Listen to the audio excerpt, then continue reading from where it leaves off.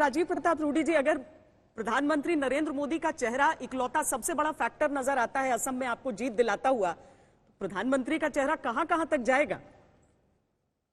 श्वेता जी, एक तो मैं आपको बधाई देना चाहूंगा कि जिस तरह से आपने कांग्रेस के प्रवक्ता को उत्तर दिया, क्योंकि अगर किसी का कॉन्शियस ब्रेक कर रहा हो तो निश्चित रूप से उसको सुझाव देने से बेहतर है वो विड्रॉ कर लेना चाहिए, और वो ज्यादा ही एक्सप्रेसिव होता है। लेकिन छोड़िए, और ये छल्लाहट का कारण, आपने मुझे बुलाया था इस डिबेट पर कि एग्जिट पोल का है, तो हम एग्जिट पोल से बात करेंगे।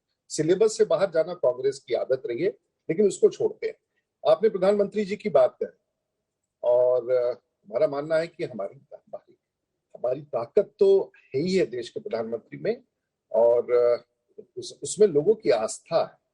और अगर ये आस्था अगर आप देख रही हैं, और ये देखिए, ये परिणाम अंतिम नहीं है, मैं इसमें कोई चीख चिल्ला के नहीं कहना चाहूंगा कि ये हमारा अंतिम परिणाम है, लेकिन जो हम लोगों ने अपेक्षा की थी उसी के अनुरूप ये परिणाम का दिशा दिख रहा है।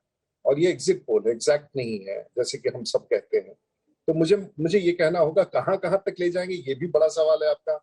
लेकिन लगता है कि हम सब जगह ले जाएंगे, क्योंकि जिस व्यक्ति ने इस देश में काम किया हो, नियत साफ हो और एक दिशा हो। हम चुनौतियों के बीच में राजनीति कर रहे थे, और जैसे कि प्रभु जी ने कहा कि ये सभी पार्टियां वहां थी, सिर्फ ये पार्टियां नहीं थी। हाँ, क्योंकि हम प्रमुख रूप से देश की सरकार में होने के कारण हमारा दायित्व बड़ा है, तो हमारी जिम्मेवारी भी बड़ी हो जाती है, और हमारा अपराध भी बड़ा हो जाएगा। मैं इस बात से अपने आप को नकारता नहीं हूँ, लेकिन लोकतंत्र की प्रक्रिया में चुनाव संपन्न हो चुके हैं, और हमें उसे विश्लेषण करना है। और ये भी जीवन का और ये राजनीतिक परिदृश्य का एक भाग है जिसमें हम बैठ के कर रहे हैं। इसमें देश भर में आपकी चैनल रोज खूब दिखाता है, सही दिखाता है, हमारी जानकारी में विषय लाता है। सरकारें, चाहे वो राज्य सरकार हो, केंद्र की सरकार हो, उसे संज्ञान में लेकर के काम करती है। तो मेरा ऐसा मानना है कि कांग्रेस की स्थिति वहां असम में ठीक नहीं है, और बेचैनी कई बार प्रवक्ताओं की इस बात को कि मैंने कहा ना, सिलेबस से बाहर जाकर के परीक्षा देना। राजीव तो कई जी, बार वार्ता भी इस असम पे प्रकार खुश से मत हो जाइए। अभी बाकी राज्यों में आपकी क्या स्थिति है उस पर हम जाएंगे और बताएंगे कि बीजेपी कहां पर खड़ी हुई है। सिर्फ असम को लेकर इतने उत्साहित हो जाएंगे? अभी 4 राज्य बाकी है। ऐसा मैंने कुछ नहीं कहा। मैंने कहा कि सब चल करके विमर्श करते हैं, ऐसा कुछ नहीं है। जो आप कह रही है बिल्कुल सही है, कोई उत्साह का नहीं है, ये एग्जैक्ट नहीं है, ये एग्जिट पोल है।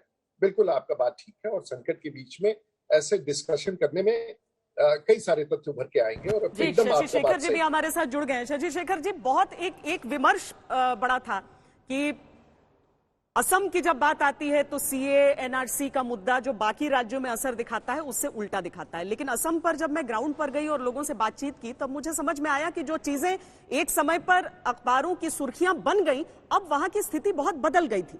जो लोग थे उनके लिए वो वैसे मुद्दा नहीं रह गया था। अगर रहता तो शायद आज एग्जिट पोल के ये आंकड़े भी कुछ और कह रहे होते। क्या आप इस चीज से सहमत रहेंगे, इस विश्लेषण से सहमत रहेंगे? असम के हिसाब से अगर असम में भारतीय जनता पार्टी को प्लस को 75 से 85 के रेंज में सीटें मिलती हुई दिख रही हैं एग्जिट पोल के अनुसार। देखिए, मैं जो भी बोलूंगा वो इन आंकड़ों के आधार पर ही बोलूंगा जो स्क्रीन पर दिखाई पड़ रहे हैं। ये 2 मई को बदल भी सकते हैं, हम सब जानते हैं, लेकिन आज की समीक्षा इसी पर।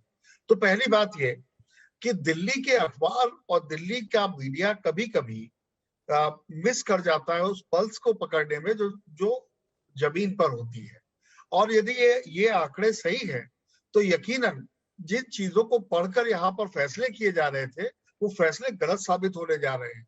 और आसाम में बीजेपी का लौटना कई चीजों के लिए बहुत महत्वपूर्ण होगा। आने वाले दिनों में जो लोकसभा के चुनाव होंगे उनके लिए भी, और कांग्रेस की जो इंटरनल पॉलिटिक्स है उसके लिए भी। तो 2 मई इस मायने पे बहुत महत्वपूर्ण होगी कि इस स्टेट में जहां कांग्रेस को हमें बढ़त मिलने की उम्मीद हासिल हो रही थी, और ऐसा लग रहा था कांग्रेस भी ये मानती थी कि वो बेहतर करेगी, तो अब थोड़ा सा उस पर विराम लगता हुआ नजर आ रहा है।